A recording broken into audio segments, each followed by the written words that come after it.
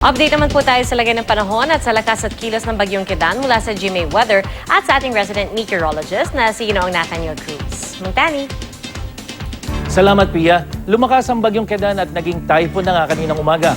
Huling namata ng Pag-asa ang mata ng bagyo, 720 kilometers sa may hilagang silangan ng Itbayat, Batanes. At taglay nito ngayon ang lakas ng hangin nasa 120 kilometers per hour malapit sa gitna at bugsong umaabot naman ng 150 kilometers per hour. Kikilos ito pahilaga-hilagang kanluran sa bilis na 11 kilometers per hour. Base sa track ng Pag-asa, umaga ng linggo pa inaasahang lalabas ng Philippine Area of Responsibility ang sentro ng Bagyong Kedan. At sa datos naman ng Weather Central, bukas ng gabi ito posibleng lumabas.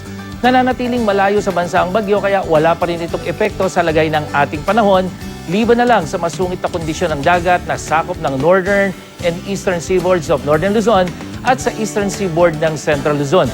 Sa gale warning ng Pag-asa, pinapayuhan ang mga mangingisda at may maliliit na sasakyang pandagat na iwasan munang pumalaot o maglayag sa mga nabanggit na lugar kung saan posibleng umabot sa mahigit 4 na metro ang taas ng alon.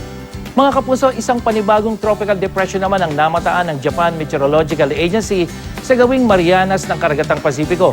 Base sa wind map ng Weather Central, posible itong pumasok sa PAR sa araw ng linggo.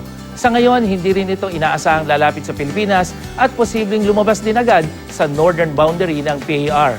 Ayon sa Pag-asa, ngayong Biyernes ay asahan pa rin ang mahina hanggang katamtamang ulang dulot ng Intertropical Convergence Zone o ITCZ sa Bicol Region, Palawan at maging sa Visayas at Zamboanga Peninsula. Maaliwalas hanggang sa minsang maulap na papawirin naman ang maranasan sa Metro Manila at natitirang bahagi ng bansa. At sa mga dadalo naman sa Million People March dyan sa Makati, huwag pong kalimutang magbaon ng payong. Dahil base sa datos ng Weather Central, malaki ang tsansa ng ulan mamayang hapon.